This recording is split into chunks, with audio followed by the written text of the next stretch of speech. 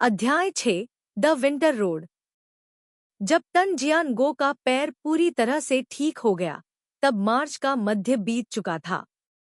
इस समय बीजिंग की सड़कें चमकीले हरे रंग की शाखाओं और पत्तियों से ढकी हुई हैं और आड़ू के फूल पूरी तरह से खिले हुए हैं।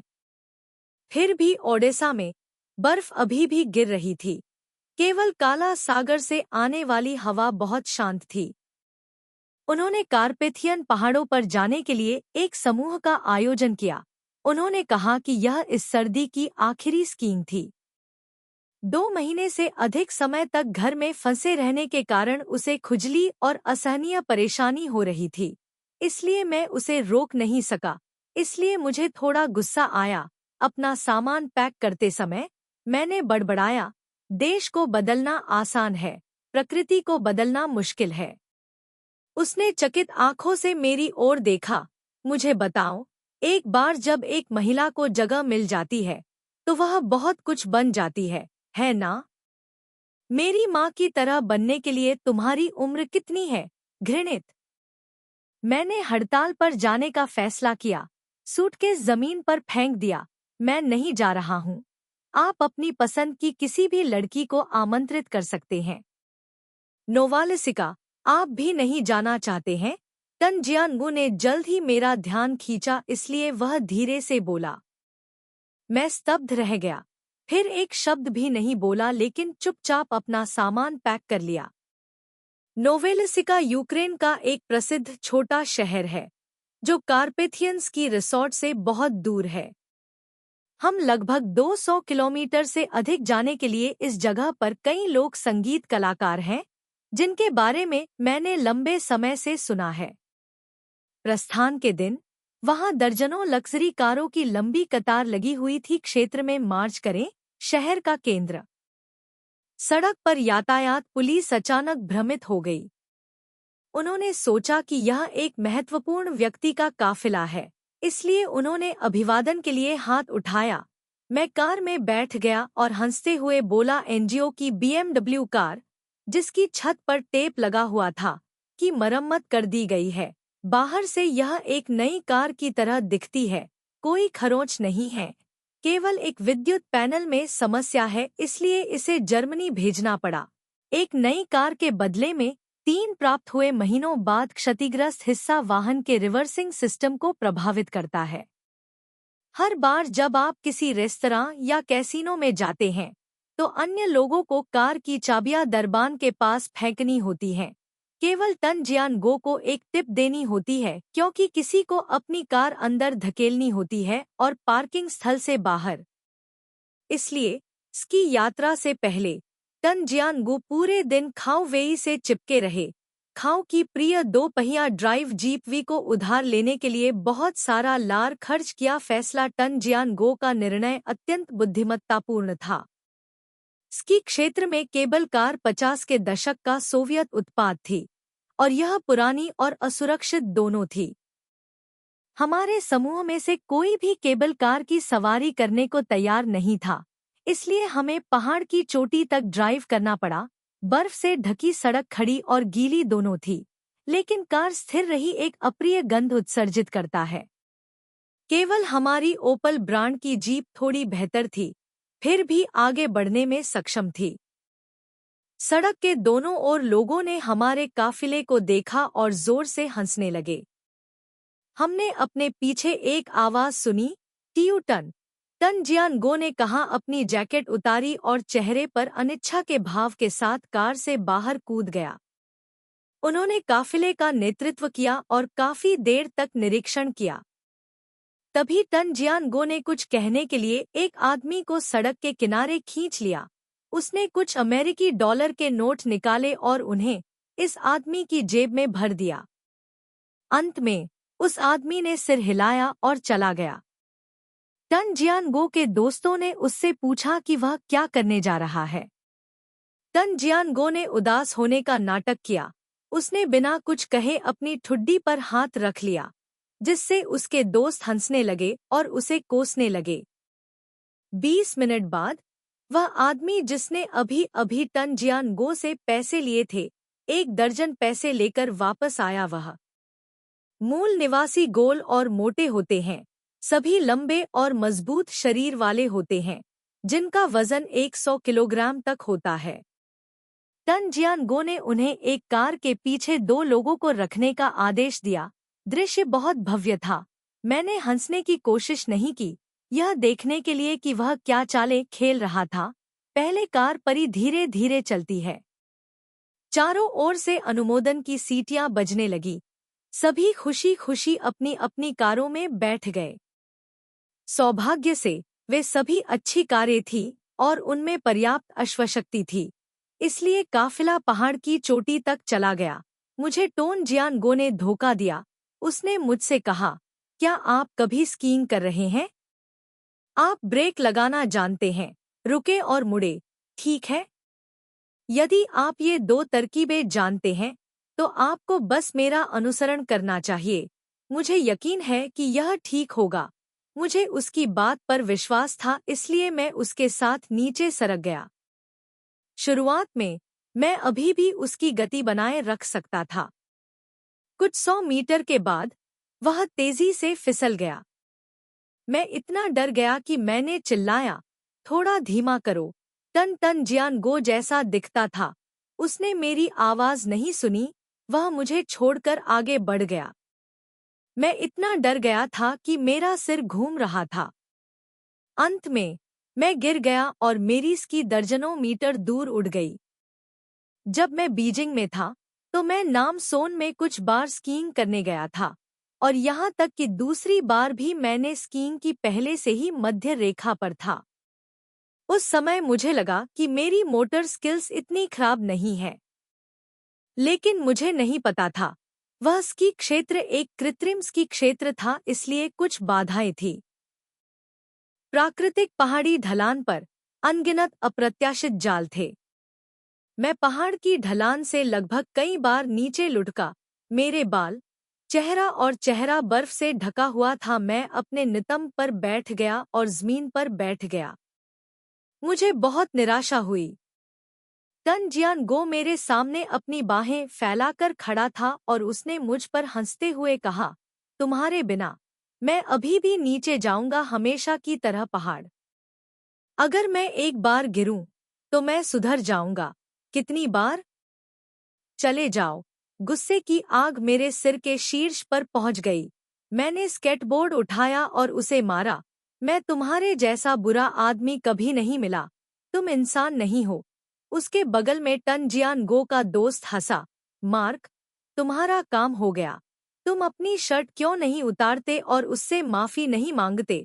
मैं इतना गुस्से में हूँ कि मैं तुम्हें स्पष्ट रूप से बता सकता हूँ कि मैं फिर कभी यहाँ नहीं आऊंगा। 2. टन जियानगो को मेरे साथ धीरे से बातचीत करनी पड़ी।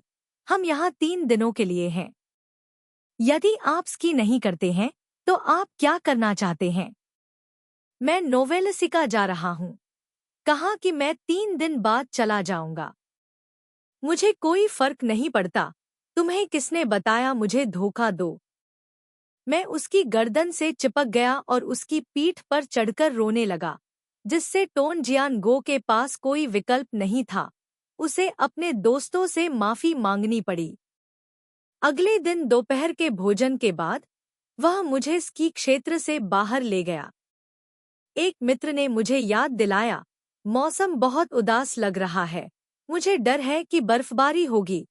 टन जियानगो ने आसमान के रंग को देखने के लिए अपना सिर उठाया और फिर शांति से कहा, यह ठीक होना चाहिए। अगर यह ठीक रहा तो हमें यात्रा करने में केवल 3 घंटे लगेंगे। हम अंधेरा होने से पहले शहर पहुंच सकते हैं। लेकिन हम ज्यादा दूर नहीं गए थे कि आसमान में बर्फ के टुकड़े उड़ने लगे। आधे घंटे बाद बर्फ और अधिक घनी हो गई। चारों ओर समतल भूमि और विशाल पहाड़ियां थीं, जहां लोगों या घरों का कोई निशान नहीं था। गर्मियों में यह स्थान एक हरा भरा बर्च जंगल था, लेकिन अब केवल एक उजाड़ सफेद शून्य बचा है। इतनी बड़ी जगह में हमारी जीप अकेली यात्रा कर रही थी। मुझे थोड़ा डर लगा। हमें वहां पहुंचने में कितना समय लगेगा? टन जियानगो ने पहले विपरीत दिशा में जाने की कोशिश की, पता नहीं। यह बर्फ थोड़ी असामान्य है। सड़क बिल्कुल सही नहीं लग रही है। मुझे उसे चिढ़ाने का अवसर मिला। तुम खो गए हो। क्या तुम अभी भी जीपीएस होने का नाटक करने की हिम्मत नहीं कर रहे हो? तन जियानगो ने मुड़कर मेरी ओर देखा और ठंडे स्वर में कहा, यदि आप नहीं बोलेंगे तो कोई भी आपको गूंगा नहीं समझेगा। यह व्यक्ति अपने हाथ की हथेली जितनी तेजी से घूम गया, यह बिल्कुल भी दिलचस्प नहीं है। मैंने उस पर चिल्लाया और खिड़की से बाहर देखने के लिए अपना सिर घुमाया। तन जियानगो ने टूल बॉक्स से एक नक्शा निकाला। मुझे पता चला है कि जब से मैं तुम्हें जानता हूँ, मेरी किस्मत लगातार खराब रही है। जब आओ आगे, मुझे यह देखने के लिए एक भविष्यवक्ता को ढूंढना होगा कि क्या हम भाग्य को पार कर रहे हैं या नहीं। तन जियानगो ने स्पष्ट रूप से समझा, स्पष्ट रूप से केवल जोर से बात कर रहे हैं, नहीं अभी भी पहले जैसा आत्मविश्वास है। उसने कुछ देर तक मानचित्र को देखा, फिर फुसफुसाया, ऐसा नहीं है। मानचित्र पर केवल एक ही सड़क है। तन जियानगो ने जिद करके और 30 किलोमीटर की दूरी तय की, लेकिन स्थिति और अधिक अस्थिर हो गई। दोपहर के केवल 3 बजे थे, लेकिन आकाश सूर्यास्त जैसा उज्ज्वल था और दृश्यता केवल 3 मीटर थी। बर्फ ने पहियों को लगभग ढक दिया था। इंजन की आवाज के अलावा मेरे कान बर्फ पर पहियों के रगड़ने की आवाज भी स्पष्ट रूप से सुन सकते थे। यह मेरे जीवन में पहली बार था जब मैंने इतनी मोटी बर्फ गिरने की आवाज सुनी। भारी तो आम तौर पर तूफान या भारी बारिश की कल्पना की जा सकती है। इस तरह का एक दुर्लभ बर्फीला तूफान, मुझे वर्णन करने के लिए सही शब्द नहीं मिल रहे हैं। यह ऐसा है जैसे आकाश में कोई बर्फ की बाल्टी पकड़ रहा हो और उसे आपके सिर पर स्वर्ग और पृथ्वी पर डाल रहा हो, केवल 2 बचे और एक अंतहीन सफेद रंग। क्या यह दुनिया का अंत हो सकता है? मैंने अपने डर को दबाने की कोशिश की, लेकिन उसके पास बोलने का समय नहीं था। कार की बॉडी जोर से हिली और फिर खड़ी हो गई। इंजन बंद हो गया। मेरा दिल जोरों से धड़क रहा था। मैंने असमंजस में उसकी ओर देखा। तन जियानगो ने स्टीयरिंग व्हील पर अपना हाथ पटक दिया और कसम खाई, अरे, मैंने सचमुच एक भूत देखा। उसके पास अपना कोट पहनने का भी समय नहीं था और स्थिति की जांच करने के लिए वह तुरंत कार से बाहर कूद गया। मैंने अपना डाउन जैकेट पहना और उसका पीछा करने के लिए कार से बाहर निकला। बर्फ के टुकड़े कॉलर से होते हुए मेरी छाती में घुस गए। ठंड से पता चला कि कार के 4 पहिए पूरी तरह से बर्फ में डूब गए थे, इसलिए उन्हें ब्रेक लगाना पड़ा। हमने कितनी भी कोशिश की, हम मोबाइल डिवाइस को आगे नहीं बढ़ा सके। तन जियानगो ने अपना हाथ मेरी ओर बढ़ाया। मैंने अपना फोन निकाला, लेकिन स्क्रीन पर दिखा कि यहाँ कोई सिग्नल नहीं था। हम बाहरी दुनिया से संपर्क नहीं कर सके। बर्फ अभी भी गिर रही थी। हवा मेरे कानों में जोर से चल रही थी। चारों तरफ बर्फ से ढकी हुई थी। केवल शुद्ध सफेद रंग बचा था। हमने एक दूसरे की ओर देखा। हम एक दूसरे की आंखों में डर साफ देख सकते थे, ऐसे इलाके में घिरे होने के कारण जहां इस जगह जैसा कोई गांव या घर नहीं था। भले ही हमने स्वर्ग को पुकारा, लेकिन स्वर्ग ने कोई जवाब नहीं दिया। हमने धरती को पुकारा। पृथ्वी बदकिस्मत थी। तन जियानगो ने केवल एक पतला स्वेटर पहना हुआ था। उसके होंठ इतने ठंडे थे कि वे बहुत पहले ही बैंगनी हो गए थे। वह ड्राइवर की सीट पर लौट आया और दरवाजा कसकर बंद कर दिया। फिर उसने एक सिगरेट जलाई। अब मुझे क्या करना चाहिए? मैं डरा हुआ था और ठंडा भी था। मैं केवल अपनी बाहें उठा सकता था और अपने कंधों को कसकर पकड़ सकता था। जियानगो ने मेरी ओर देखा। उसने गर्म हवा चालू करने के लिए बटन दबाया कार में। फिर वह शांत हो गया। ठीक है, हम यहीं रहेंगे। हमें नहीं पता कि बाद में कोई कार गुजरेगी या नहीं। अगर हमें कोई कार दिखाई देती है तो हम घर जा सकते हैं। मत करो अब और कांपना, यह मुझे मौत तक पहुंचा देगा। मैं जा सकता हूँ। यह वास्तव में ठीक है। यह सब इसके कारण है, यह मेरी गलती है। अगर मैंने आज जाने के लिए नहीं कहा, मैंने सिसकते हुए कहा। तुमने फिर से ऐसा किया।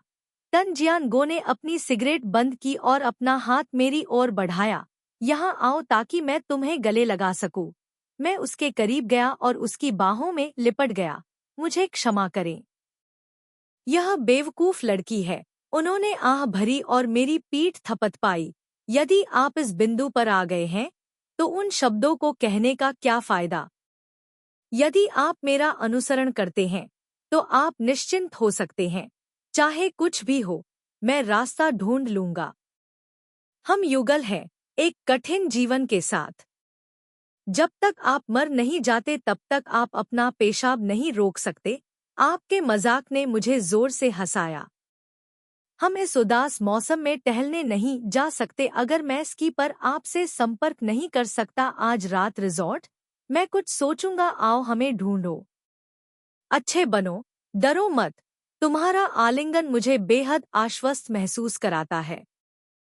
सफेद बर्फ से भरी जगह में अब ऐसा लग रहा था कि दुनिया केवल हम दोनों ही बचे हैं।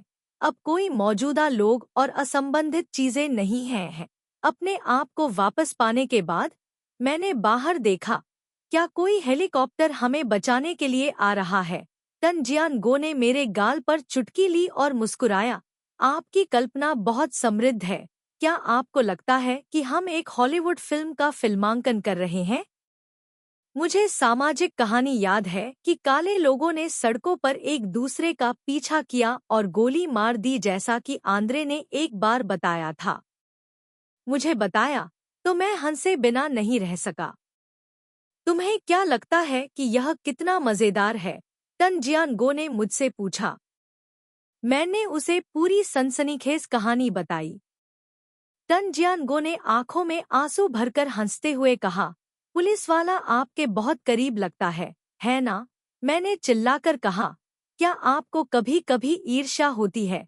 तन जियानगो ने अपना चेहरा उठाया और बहुत देर तक चुप रहा। उसके होठों की मुस्कान अजीब सी लग रही थी। एक क्षण बाद उसने मेरे बालों को सहलाया।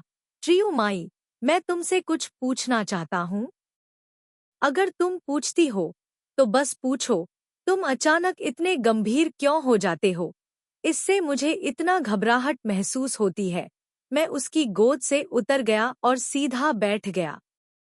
तुम दोनों गुस्सैल और गैर जिम्मेदार हो और मीठी बातें करना नहीं जानते। तुम अब भी मेरा पीछा क्यों करते हो? तुम बहुत सीधे हो, लेकिन क्या आपने कहा सब सच है? मैंने एक पल के लिए सोचा। मुझे नहीं पता, शायद पिछले जीवन में मैंने आपका कुछ ऋण लिया होगा। तन जियानगो ने बिना कुछ बोले बस मेरी ओर देखा। वह मेरे उत्तर से आश्चर्यचकित लग रहा था। बाहर बर्फीला तूफान अभी भी शीशे से टकरा रहा था। कार में गर्म हवा जोर जोर से चल रही थी। मुझे लगा कि मेरा चेहरा गर्म हो रहा है। ऐसा लग रहा था जैसे मैंने अभी जो कहा था उससे मैं भी प्रभावित हो गया था। जियानगो ने पूछना जारी नहीं रखा। उसने कार की सीट को झुकाने के लिए लीवर को धक्का दिया। बाद में, मैं थोड़ा थक गया हूँ, मुझे थोड़ी देर लेटने दो। मैंने उसे बहुत देर तक बोलते हुए नहीं देखा। जब मुझे लगा कि वह गहरी नींद में सो रहा है, तो उसने अचानक अपनी आंखें खोलीं और अनिच्छुक स्वर में बोला, क्या ऐसा इसलिए नहीं है क्योंकि आप सुंदर और उदार हैं, एक उदार व्यक्तित्व के मालिक हैं, बहुत सारा पैसा है। पीएसएस, मैं सचमुच बोल नहीं सकता था।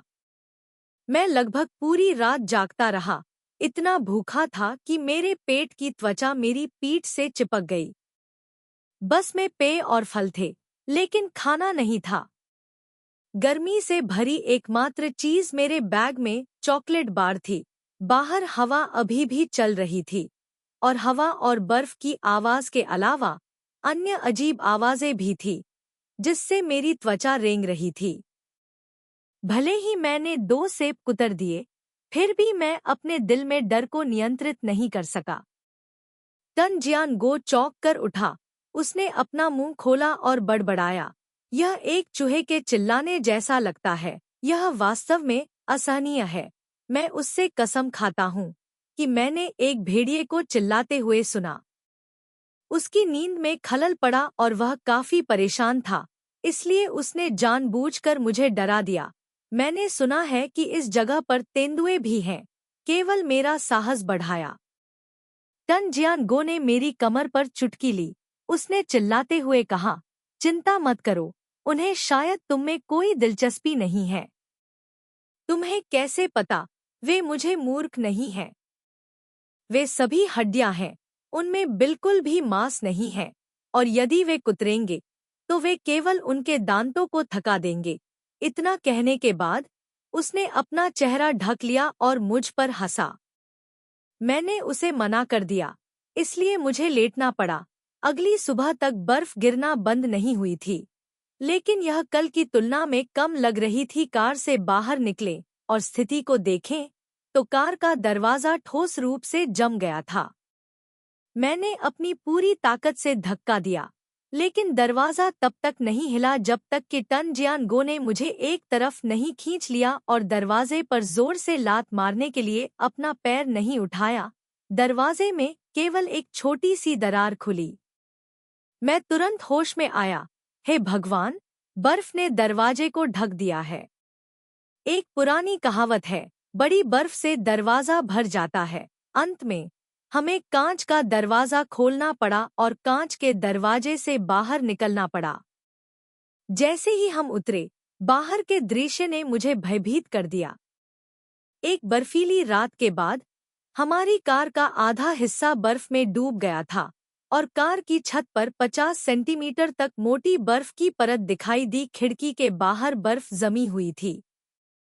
मैंने दूर तक देखा, सफेदी के अलावा केवल बर्फ के टुकड़े उड़ रहे थे और किसी भी जीवन का कोई निशान नहीं था। जहां तक मेरे पैरों के नीचे की जमीन की बात है, बर्फ लगभग 1 मीटर मोटी थी, जो मेरी जांघों तक पहुंच रही थी।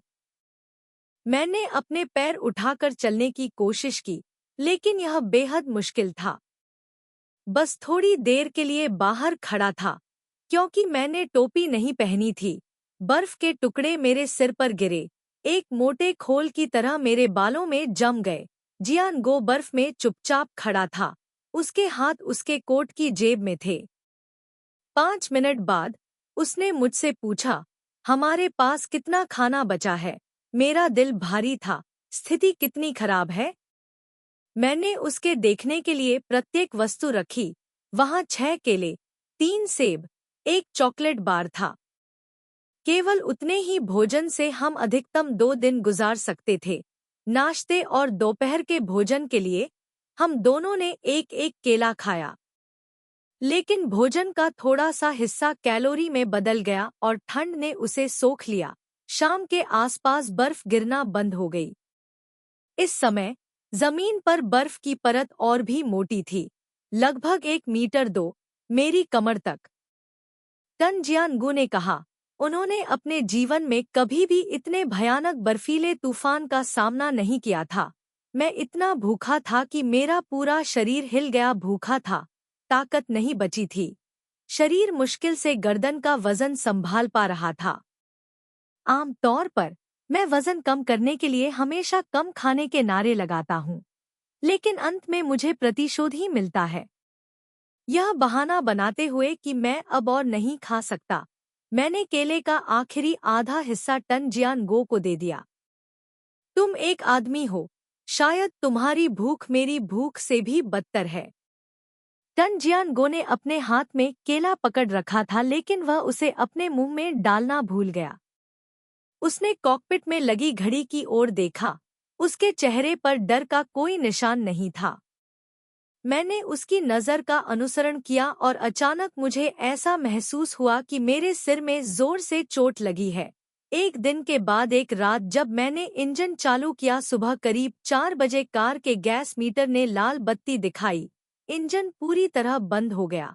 गर्म हवा पूरी तरह बंद हो गई। टन जियान-गो भी जाग गया। उसने मेरा हाथ कसकर पकड़ लिया।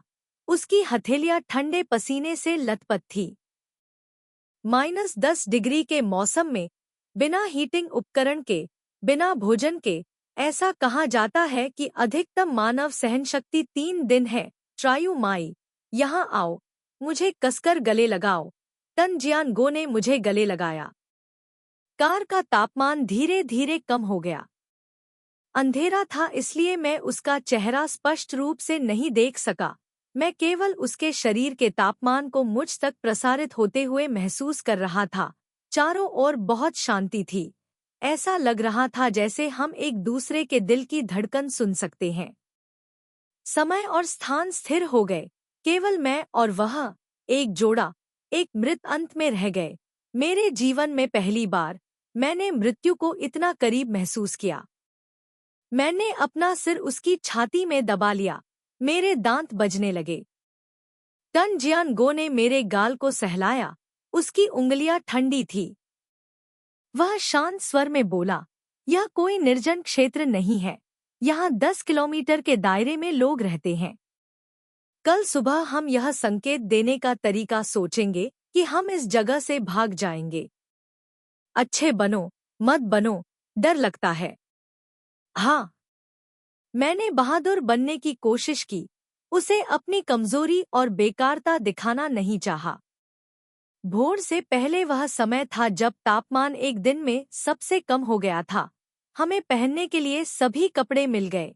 अब सबसे महत्वपूर्ण समय शरीर को रखने का है गर्म। ठंड की स्थिति में लोगों को अधिक नींद आएगी। मैंने खुद को याद दिलाने की कोशिश की कि सोना नहीं है, सोना नहीं है। लेकिन मेरी इच्छाशक्ति मेरी मांसपेशियों को नियंत्रित नहीं कर सकी। मेरी पलकें भारी महसूस हुईं। जब मैं अपनी आंखें बंद करता हूँ तो मेरे सामने नूडल्स का एक गर्म कटोरा और घर पर एक बड़ा, गर्म बिस्तर की छवि दिखाई देती है। जब मैं एक बच्चा था और परियों की कहानियां पढ़ता था तो हर कोई सोचता था कि यह छोटी मैच लड़की की कहानी है, लेखक द्वारा काल्पनिक बनाया गया था। लेकिन अब मैं 100% पुष्टि कर सकता हूँ कि लेखक एंडरसन को भी भूख और ठंड का अनुभव हुआ था। ट्रायू माई, जल्दी उठो, सो मत। तन जियानगो ने मेरा चेहरा हिलाया और चिंतित स्वर में बोला। मुझे पता था कि अगर मैं अब सो गया तो शायद कभी नहीं उठूंगा और सीधे स्वर्ग के लिए उड़ान भरूंगा। मेरा दिमाग बहुत सतर्क था लेकिन मेरे शरीर ने समन्वय करने से इनकार कर दिया। मेरे अंग और मांसपेशियां मेरे नियंत्रण से बाहर हो गईं। मुझसे बात करें। क्या आप मुझे स्पष्ट रूप से सुन रहे हैं? कहो। क्या कहो? अपनी पलकें उठाने की पूरी कोशिश कर रहा था। एक स्वप्निल धुंध में मुझे एक जोड़ी बाहों ने कसकर गले लगा लिया। उसने अपना चेहरा मेरे माथे पर दबाया और मेरे कान में गहरी आवाज में कहा, मेरे प्रिय, मेरी बात सुनो, सो मत। मुझे नहीं पता कि इसमें कितना समय लगा। मेरा मुंह अचानक किसी चीज से भर गया। चॉकलेट की मिठास और सुगंध ने मेरी नसों को उत्तेजित कर दिया। मैंने तुरंत अपनी आंखें खोलीं। बाहर रोशनी थी। आप तन जियानगो का चेहरा देख सकते थे। 5 इंद्रियां। मेरा शरीर उसकी डाउन जैकेट में कसकर लिपटा हुआ था। मेरा चेहरा उसके ऊनी स्वेटर में छिपा हुआ था। अत्यधिक ठंडी हवा में यह एकमात्र ऐसी जगह थी जहां थोड़ी गर्माहट थी। क्या तुम पागल हो? मैंने तुरंत अपना डाउन जैकेट उतार दिया। क्या तुम जमना नहीं चाहते हो? कदम। तन जियानगो ने मेरा हाथ कसकर पकड़ लिया। हिलना मत। जियानगो। मेरा गला भर आया और मैंने उसे कसकर गले लगा लिया। मेरी आंखें दुखती और असहज थीं, लेकिन आंसू नहीं बह पा रहे थे। ऐसा लग रहा था कि मेरे शरीर में तरल पदार्थ जम गया है। जब तक कि किसी को मेरा पता नहीं चल गया, यह हमारे लिए मुश्किल होगा। हालांकि इस विशाल सफेद बर्फ के बीच लोगों या कारों के मिलने की उम्मीद बहुत कम है। वहां यदि कोई अप्रत्याशित घटना घटती है तो लोग खोज के लिए मानव संसाधन और यहाँ तक कि उपग्रह भी जुटाएंगे, क्योंकि उनका मानना है कि इस देश में जीवन अमूल्य है। एकमात्र जगह जहां आप मदद के लिए चीनी दूतावास का रुख कर सकते हैं। लेकिन दूतावास की क्षमता सीमित है और यह भी सोचता है कि नागरिक व्यक्तिगत कारणों से देश छोड़ देते हैं। मैंने अपना सिर उठाया। सुबह की रोशनी टनजियानगो की आंखों की पुतलियों में चमक गई। उसकी आंखें पहले से कहीं अधिक स्पष्ट थी। मुझे इस समय विश्वास है, हमारी दो आत्माएं जुड़ी हुई हैं। वह नीचे झुका, मेरी आंखों में देखा और मुस्कुराया। मैं तुम्हें एक चुटकुला सुनाता हूँ। आम तौर पर मैं अक्सर कहता हूँ, मौत वह है जो एक आदमी को सबसे ज्यादा पसंद है। आज चपरासियों के नीचे मौत। हालांकि ऐसा कोई नहीं है चपरासी, लेकिन यहाँ एक गुलाब है। भले ही इसे जबरदस्ती लगाया गया हो, फिर भी इसे इच्छा पूर्ति माना जाता है। मैं समझ गया कि सुबह सुबह मेरी नींद दूर करने के लिए उसने जानबूझकर मुझे हंसाया। लेकिन क्योंकि बहुत ठंड थी, उसके दांत बज रहे थे और उसका शरीर कांप रहा था। मैं आपसे विनती करता हूँ, क्या आप जैकेट पहन सकते हैं? मैं वास्तव में ठीक हूँ, मैंने उससे विनती की। इस बार वह न तो बोला और न ही हिला। अंत में मैंने टोनजियानगो के शरीर पर फेदर कोट लगाया और उसके लिए उसकी जिप खोल दी। फिर मैंने उसका हाथ खींचा और उसे गर्म करने के लिए अपनी छाती पर रख दिया। आपने अभी जो मजाक किया वह काफी अश्लील था। ऐसे चुटकुले भी हैं जो सेक्स के मामले में भद्दे नहीं हैं। मैं आपको एक बता दूं, पहले मैंने चुटकुलों के संग्रह टीयू लैम क्वांग क्यू में एक कहानी पढ़ी थी और अपेक्षाकृत गहरी छाप छोड़ी थी। मैंने उससे कहा, एक बूढ़ा आदमी था जिसने एक खूबसूरत युवा लड़की से शादी की थी। तब से उसका खून हर दिन खराब हो रहा था। क्या आप जानते हैं इसका क्या मतलब है? बेशक मुझे पता है, यह वह दिन है, बिस्तर में व्यायाम करना। वह व्यायाम कितना अद्भुत है। चुप रहो और मेरी बात सुनो। मैंने उसकी ओर देखा। उसके बाद बूढ़ा आदमी इतना बीमार हो गया कि वह बिस्तर से उठ नहीं पा रहा था। डॉक्टर उसकी नाड़ी देखने आया और उसे बताया कि उसकी अस्थि मज्जा खत्म हो गई है, केवल थोड़ा सा मस्तिष्क मज्जा बचा है। बूढ़ा आदमी सीधा बैठ गया, उठा और पूछा, मेरा दिमाग और कितनी बार लड़ सकता है? टनजियानगो जोर से हंसे। इस लड़की, मुझे उम्मीद नहीं थी कि तुम्हारा दिमाग इतना अंधेरा होगा। सूरज आसमान में था। सूरज की रोशनी सफेद बर्फ पर प्रतिबिंबित हो रही थी, जिससे मेरी आंखें इतनी दर्दनाक हो गईं कि मैं उन्हें खोल नहीं सका। फिर भी ज़मीन पर तापमान कल से भी कम है। क्या आप बाहर जाकर देख सकते हैं कि क्या आपको कुछ जलाऊं लकड़ी मिल सकती है?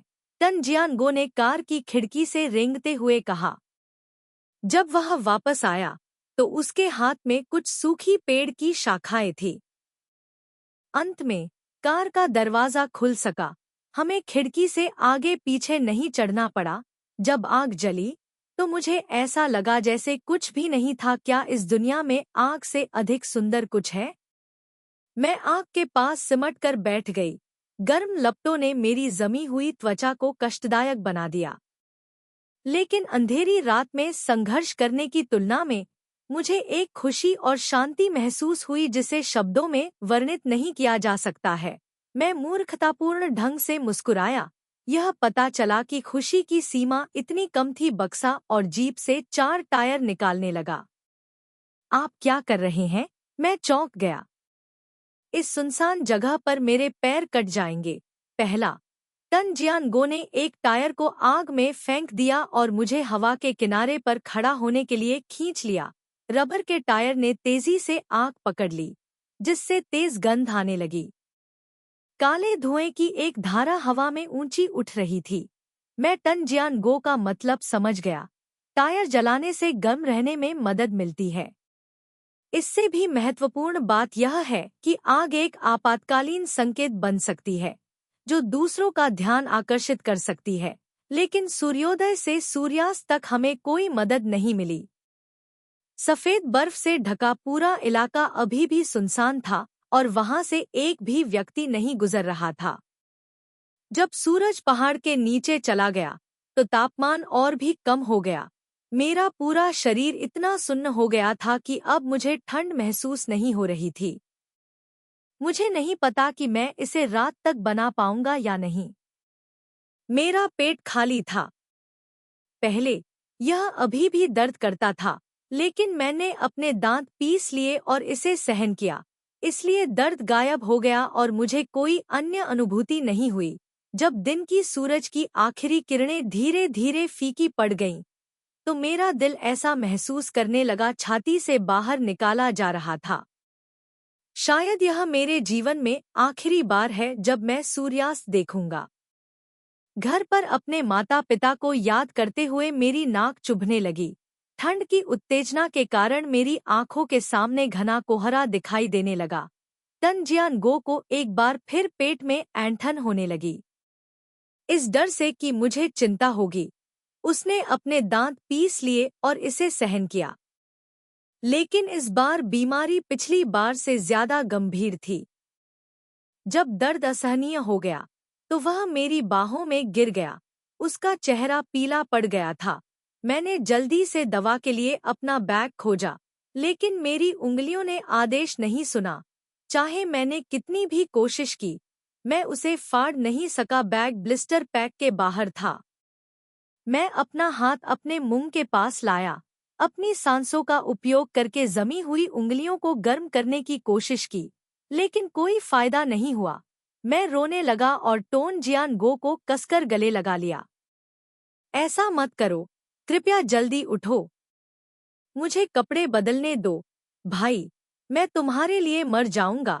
आखिरकार तन जियानगो जाग गया। उसने मुझे गौर से देखा। उसकी आंखों में एक सौम्यता और उदासी थी जो मैंने पहले कभी नहीं देखी थी। वह फुसफुसाए, यह बेवकूफ लड़की केवल रोना जानती है। मैंने तुम्हें कितनी बार सिखाया है, आंसू किस समस्या का समाधान कर सकते हैं। आप सही कह रहे हैं, रोना बेकार है। मैंने अपने आंसू पोंछने के लिए अपना हाथ उठाया, क्योंकि आंसू हमारी जान नहीं बचा सकते थे। मिनरल वाटर की बोतल बहुत पहले बर्फ में बदल चुकी थी, इसलिए मैंने उसे गर्म करने के लिए अपनी गोद में रख लिया। अंत में बोतल में बर्फ थोड़ी पिघल गई, जो टन जियानगो के लिए गोली निगलने के लिए पर्याप्त थी। 20 मिनट बाद दवा का असर शुरू हुआ। टोन जियानगो का चेहरा धीरे धीरे ठीक हो गया। मैंने उससे पूछा, आपको यह बीमारी कब से है? आपने डॉक्टर को क्यों नहीं दिखाया?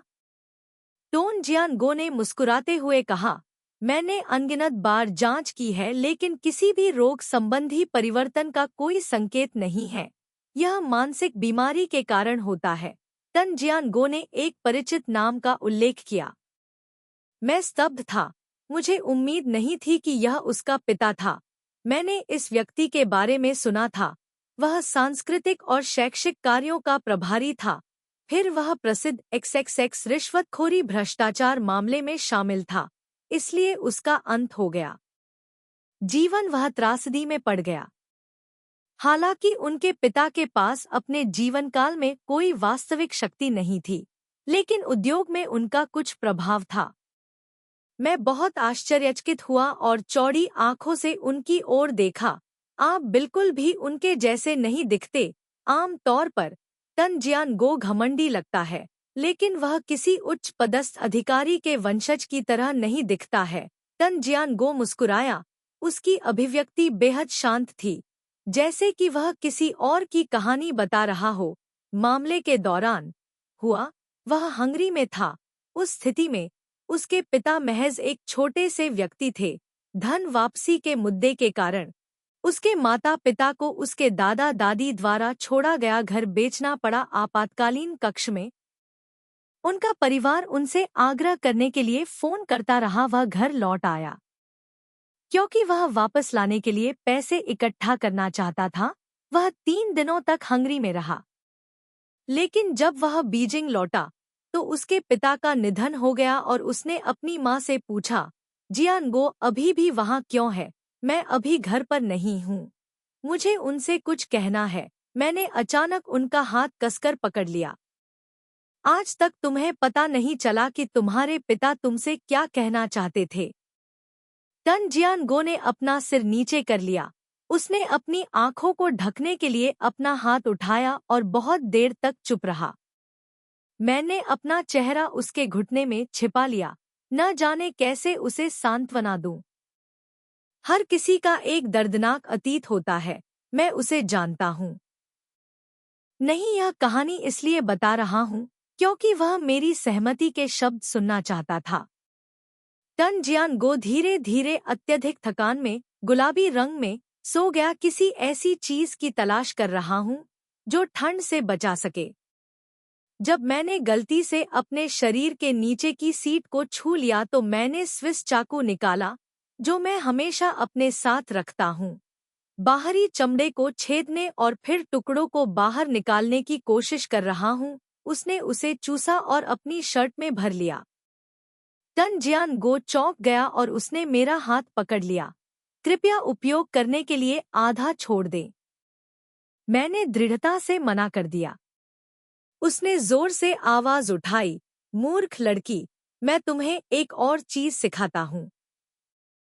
खतरे में होने पर आपको दूसरों के बारे में सोचने से पहले खुद को बचाना चाहिए, नहीं तो अपने आसपास के लोगों को फंसाओगे। समझे? मैंने कहा कि मैं नहीं समझूंगा।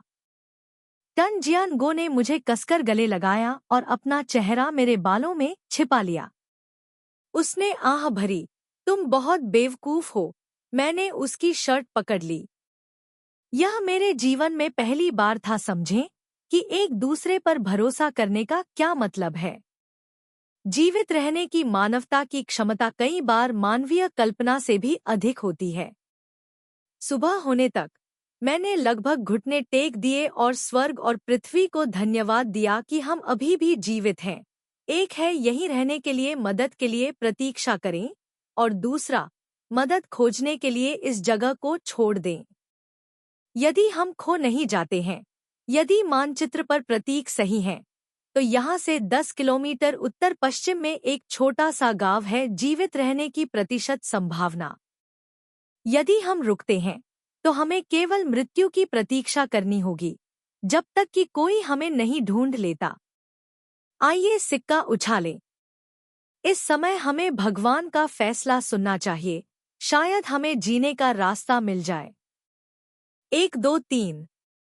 सिक्का उछाला गया, गिरा, सीट पर कई बार घुमाया गया और कार के फर्श पर लुढ़क गया।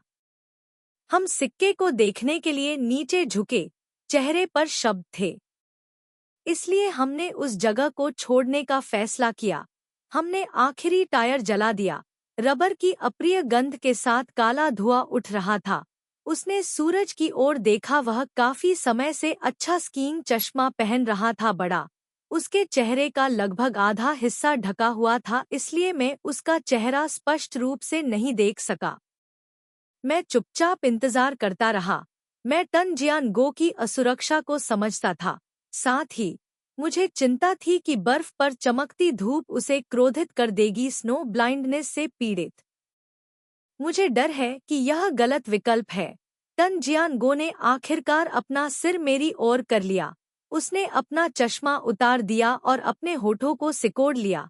उसकी अभिव्यक्ति झिझक और झिझक से भरी थी। जियानगो मैं पहले से जानता था। अब तक उसने इसे बहुत अच्छी तरह से छुपाया है। दूसरों की नज़र में वह हमेशा एक स्वतंत्र, उत्साही, लापरवाह व्यक्ति रहा है, जिसे किसी भी चीज की परवाह नहीं है। मैं चुपचाप उसके जारी रहने का इंतजार करता रहा। मान लिया कि यह नक्शा सही है, हम इसके निर्देशों के अनुसार आगे बढ़ेंगे।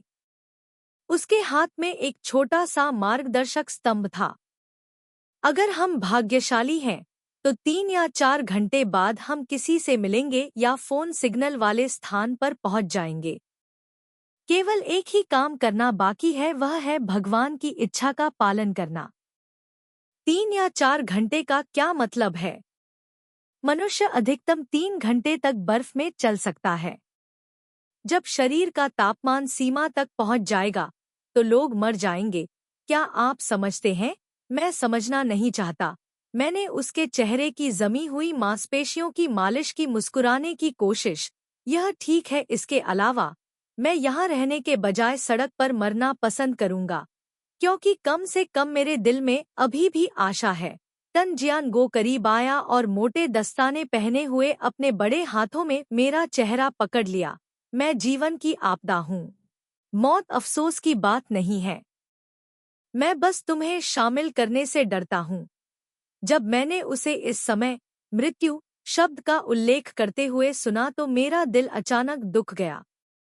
मैं कल रात जो हुआ उसे दोबारा नहीं दोहराना चाहता। उनके निधन के कुछ मिनट बाद मुझे ऐसा लगा जैसे मैं नरक के 9 स्तरों में गिर रहा हूँ। मैंने टोन जियानगो को कसकर गले लगाया। मैंने तुम्हें जीने के लिए मजबूर किया। मैंने वाक्य को बार बार दोहराया। मेरा दिल घुटन की हद तक सिकुड़ रहा था। जब तक तुम जीवित हो, मेरे साथ सब कुछ ठीक है। मुझे परवाह नहीं है कि तुम मुझसे प्यार करते हो या नहीं। मुझे बस तुम्हारी जरूरत है, जीवित रहें। उसने चुपचाप मुझे बहुत देर तक गले लगाया। थोड़ी देर बाद उसने एक गहरी सांस ली और धीरे से मुझे धक्का दिया। मुझे आँख बंद करने दो और चलो। जहाँ तक हमारी आंखें देख सकती थीं, वहाँ केवल अंतहीन सफेदी थी। सभी छेद और खांचे बर्फ से दबे हुए थे। एक भी उभार दिखाई नहीं दे रहा था। जियानगो रास्ता तलाशने के लिए आगे बढ़ा। उसने अपना सिर घुमाते हुए मुझे याद दिलाया, मेरे नक्शेकदम पर चलना याद रखें, एक भी कदम न चुकें। थोड़ी देर बाद उन्होंने फिर से चेतावनी दी, याद रखें कि एकाग्रता न खोए, सावधान रहें कि छेद में न गिरें। जो लोग कभी बर्फ में नहीं चले, वे शायद ही सोच सकते हैं कि पैदल चलना भी एक यातना है। मेरे पैरों को ऐसा लग रहा था जैसे वे टूटने वाले हैं। मेरे लिए अपने पैरों को बर्फ से बाहर निकालना मुश्किल हो रहा था। हर कदम पर बहुत सावधानी बरतनी पड़ रही थी। अपना पूरा पैर डालने का साहस करने से पहले मुझे यह निर्धारित करना था कि बर्फ की जमीन ठोस है या नहीं। शरीर का वजन कम हुआ। मैंने कभी नहीं सोचा था कि मेरा शरीर इतना भारी है कि मेरे पैर मेरे पूरे शरीर का वजन नहीं उठा सकते। पसीना बह निकला, जिससे मेरे बच्चे की शर्ट भीग गई और ठंडे कवच की परत की तरह मेरे शरीर से चिपक गई। लेकिन लगातार काम करने से मैं अंत तक ठंड से लड़ने में मदद करने के लिए गर्मी पैदा कर सकती थी। धीरे धीरे मेरे पैर मेरे मस्तिष्क के नियंत्रण से बाहर मेरे शरीर को छोड़ते हुए प्रतीत होने लगे। सभी गतिविधियां एक मशीन की तरह दोहराई गईं। अनिच्छा से एक और दर्जन कदम उठाते हुए मैं अपने घुटनों पर गिर गया और बर्फ में गिर गया। भले ही मैंने स्की पैंट पहना हुआ था, बर्फ इतनी गहरी थी कि बर्फ के छोटे छोटे टुकड़े मेरी पैंट की दरार से फिसल गए और एक ठंडा एहसास धीरे धीरे मेरे निचले शरीर में फैल गया। मेरी जांघें पूरी तरह से सुन्न हो गई थी। केवल मेरे घुटनों में दर्द हो रहा था, जैसे कि चाकू से काटा गया हो। जियानगो ने चलना बंद कर दिया और मुझे खड़े होने में मदद करने के लिए घूम गई। लेकिन वह स्पष्ट रूप से थक गया था। वह लड़खड़ा गया और मेरे ऊपर गिर गया। हम दोनों बर्फ पर लेट गए। चले जाओ, मैंने अपना चश्मा उतार दिया। हांफते हुए कहा, मैं यही हूँ। मैं। नींद में बातें मत करो, जल्दी उठो, चलो साथ चलते हैं। मैं अब और संघर्ष नहीं करना चाहता था। मैं वास्तव में हार मान लेना चाहता था। ठंडी हवा मेरे शरीर में पूरी तरह से प्रवेश कर गई थी, जिससे मेरी त्वचा कड़ी हो गई और बेहद संवेदनशील हो गई। मुझे ऐसा लगा जैसे मैं सुइयों से भरे कालीन पर लेटा हुआ हूँ। सिर से पैर तक हर जगह दर्द हो रहा था।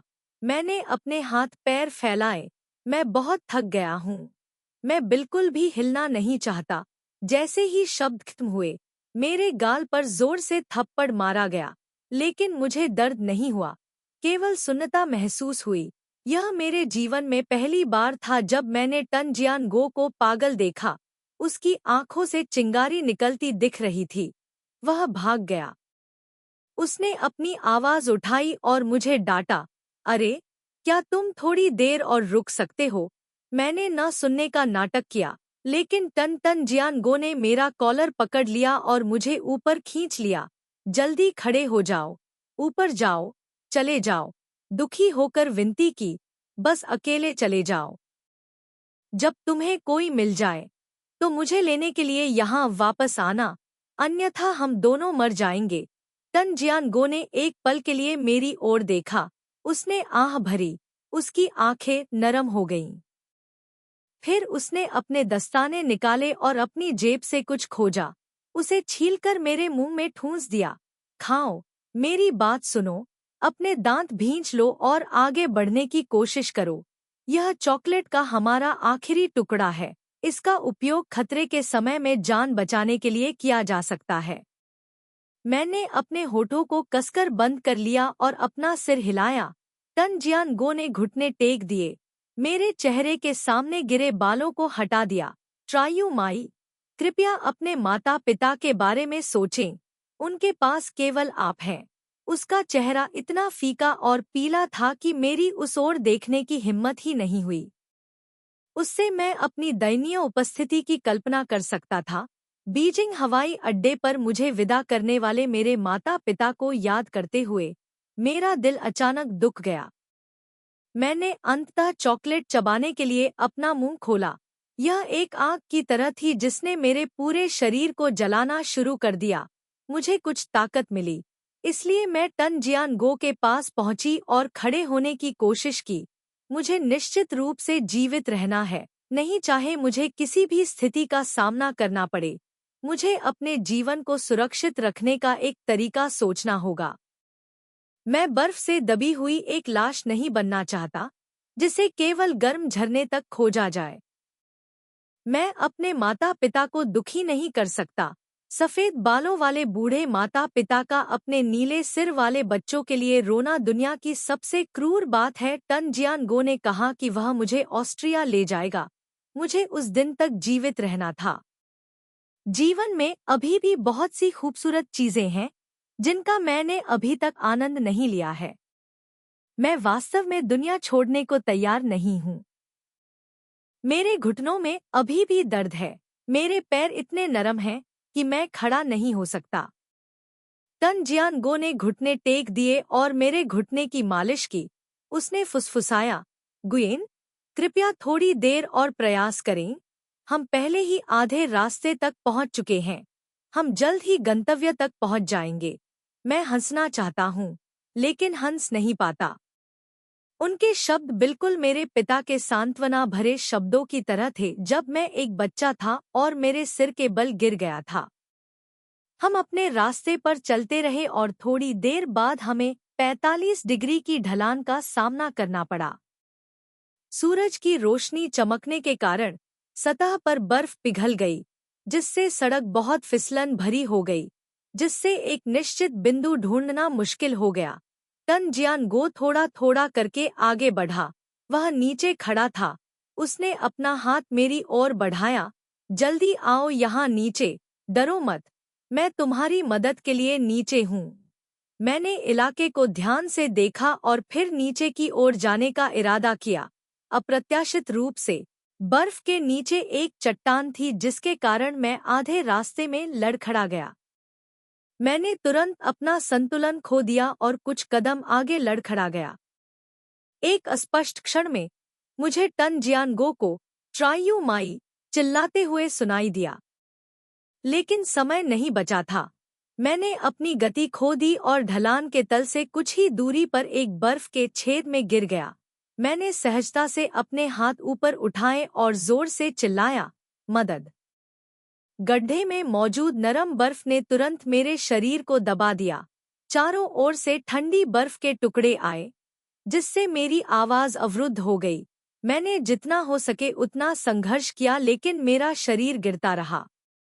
बर्फ इतनी भारी थी कि मेरे फेफड़ों में ऑक्सीजन की कमी हो गई, जिससे मेरी सांसें लगभग बंद हो गईं और मेरी आंखें काली हो गईं। मैंने कभी भी अपने दिल में इतनी हताशा महसूस नहीं की थी जितनी इस समय, लेकिन जीवित रहने की प्रवृत्ति के अनुसार मेरे हाथ अभी भी मेरे सिर के ऊपर लहरा रहे थे। अचानक मेरे हाथ ने कुछ पकड़ लिया। मैंने अपने दांत पीस लिए और उसे कसकर पकड़ लिया। मुझे याद नहीं है कि बर्फ के छेद से बचने के लिए मैंने क्या किया। मैं स्तब्ध होकर बस इतना ही याद कर पा रहा हूँ कि अचानक मुझे लगा कि सांस लेना आसान हो गया है। तब मैंने किसी ताकत के हाथ खींचने के बाद ऊपर चढ़ने की पूरी कोशिश की। जब बर्फ मेरे घुटनों तक पहुंची, तभी मैं रुका। जब मैं कोमा से उठा, तो मुझे पता चला कि मैं बर्फ पर पड़ा हुआ था। मेरे हाथ पैर लकवाग्रस्त थे और मेरी छाती पर पड़े थे, हिल नहीं रहे थे। उनकी आंखें बंद थी। उसने अपनी आंखें बंद कर लीं। उसका चेहरा बेजान हो गया था। मैं बुरी तरह डर गया था। तुरंत उठ बैठा और उसके कंधे को हिलाने की कोशिश की। जियानगो, जियानगो। उसकी पलकें थोड़ी हिली। फिर उसने अपनी आंखें खोलीं, लेकिन उसकी अभिव्यक्ति ऐसी थी जैसे यदि उसे पता नहीं होता कि वह बह रहा है। आप कहाँ हैं? मैं खुशी से मुस्कुराया। आप अभी भी जीवित हैं। तन जियानगो ने अपना सिर उठाया। उसने अपनी आंखें बंद कर ली। उसे याद आया कि अभी क्या हुआ था। फिर वह गुस्से में बोला, तुम इतने मूर्ख क्यों हो? मैं तुम्हारे जैसा मूर्ख कभी किसी से नहीं मिला। मैंने तुम्हें धीरे धीरे नीचे जाने के लिए कहा था, लेकिन तुम्हें तो बस उड़ना पसंद है। अरे, तुम मुझे और खुद को नुकसान पहुंचाना चाहते हो। एक जोड़े के लिए अंडरवर्ल्ड में जाना, दूसरों को बोलने का मौका दिए बिना मशीन गन से गोली चलाना, क्या आपका लोगों का अपमान करने का स्तर पहले कभी नहीं था? मैंने हंसते हुए और रोते हुए राहत की सांस ली।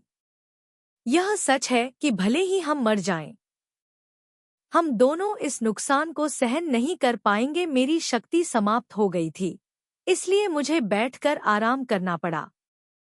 चारों ओर अभी भी शुद्ध सफेदी थी, जिससे मुझे अत्यधिक शांति और खालीपन का एहसास हो रहा था। उस पल को याद करते हुए मुझे निराशा का एहसास हुआ। मेरा पूरा शरीर कांप उठा। मैंने उसका हाथ कसकर पकड़ लिया और रुंधी आवाज में कहा, मुझे लगा मैं तुम्हें फिर कभी नहीं देख पाऊंगा। अपना हाथ पीछे खींचने के बारे में सोच रहे हो? भाई हंसा। मैं भी एक आपदा हूँ। अगर तुम मुझे नहीं मारोगे तो मैं नहीं रुकूंगा। हम दोनों एक ऐसे जोड़े हैं जो ऐसी आपदाओं का कारण बनते हैं जो हजारों वर्षों तक बनी रहेंगी। मैंने बिना एक शब्द कहे उसके कंधे पर अपना सिर झुका लिया। दरअसल मैं तुम्हें बताना चाहता हूँ कि मैं तुमसे बहुत प्यार करता हूँ। शुरू से ही मैं तुमसे प्यार करता था लेकिन कुछ चीजें हैं। मैं हमेशा के लिए झिझक रहा था, लेकिन फिर भी यह नहीं कह सका। मुझे डर था कि एक बार यह कहने के बाद मैं अभिभूत हो जाऊंगा। किसी ने मुझे कभी नहीं सिखाया। यह पता चला कि किसी से प्यार करना बहुत कठिन और थका देने वाला है। जियान शे, उसने अपनी उंगली मेरे होठों पर रख दी। बात मत करो, मुझे कुछ सुनाई दे रहा है। दूर एक इंजन के शुरू होने की आवाज आई। फिर हमने एक काले बिंदु को करीब और करीब आते देखा। मुझे नहीं पता मुझे ताकत कहाँ से मिली। मैं तुरंत खड़ा हो गया, अपनी स्की जैकेट उतार दी और उसे ऊंचा उठाने की कोशिश की और सफेद बर्फ के सामने नारंगी स्की जैकेट बहुत अच्छी तरह से दिखाई दी और अंततः क्षितिज से टकराया। हमारी आंख एक विशाल अगल बगल वस्तु है। चीनी भाषा में 3 शब्द थे, डोंग फोंग होंग। कई लोग एक बड़े ट्रैक्टर से नीचे कूदे और हमारी ओर दौड़े।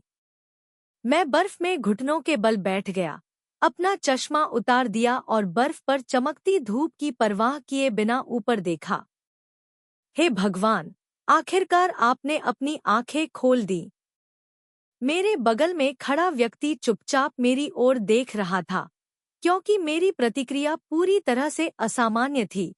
क्योंकि मैं मूर्ख बन गया था, मैंने भाग्य पर विश्वास करने की हिम्मत नहीं की। हमें एक साफ और आरामदायक कोट दिया गया। ट्रैक्टर पर उसकी मदद करते हुए टोन जियानगो ने कुछ पंक्तियां भी गाईं। उसकी आवाज कर्कश थी, मैं सुन नहीं सका कि वह कौन सा गाना गा रहा था। मुझे बाद में पता चला कि उसने जो पंक्ति गाई थी वह थी, अपना जीवन बदलो, गहरे पहाड़ों के दयालु स्वामी और सूर्य को देखें। अब से मैं पहाड़ों और नदियों को बदलने और नए कपड़े पहनने के लिए उद्धारकर्ता का अनुसरण करूंगा। यह एक पंक्ति है जिसे टीयू थोंग बाओ ने सांस्कृतिक क्रांति, ज्ञान और शक्ति का पहाड़ के दौरान ओपेरा में गाया था। तन जियानगू और मुझे ले जाया गया। गहन जांच के बाद डॉक्टर ने कहा कि हम बहुत थके हुए थे और हमारी त्वचा जम गई थी। डॉक्टर कहते रहे कि यह एक चमत्कार है कि हम बच गए। पूछने के बाद डॉक्टर को पता चला कि टोन जियानगो के कंधे पर चोट लगी थी। मुझे अभी एहसास हुआ कि मुझे बर्फ के छेद से बाहर निकालते समय उसने अपना जोड़ उखाड़ दिया था। डॉक्टर की बात सुनकर मेरा दिल टूट गया था। यह कल्पना करना मुश्किल नहीं है कि उसे कितना दर्द हुआ होगा। उस समय उसने ऐसा करने की कोशिश की थी, लेकिन अब जब उस पर पट्टी बंधी हुई थी तो उसने चालें चलानी शुरू कर दी, जिससे युवा नर्स को उसकी शर्ट उतारने में मदद मिली।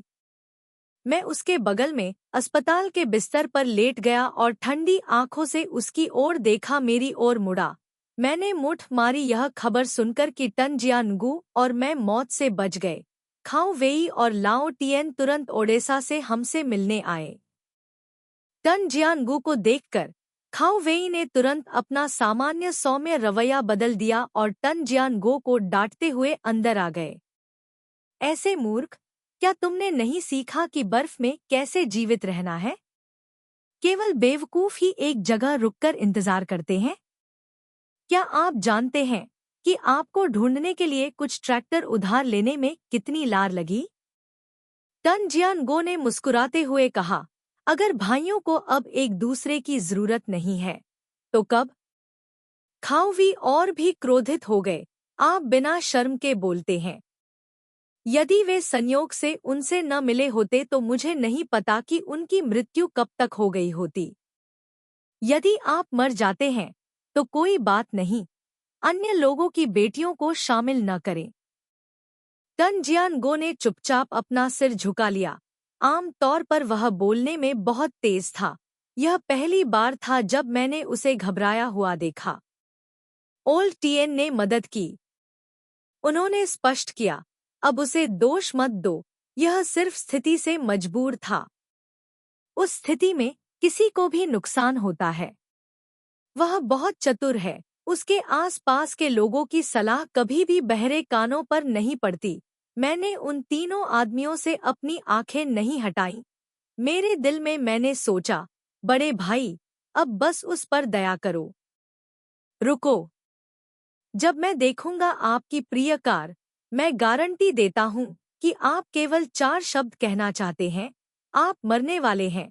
यह सोचकर मैं जोर से हंसने से खुद को नहीं रोक सका।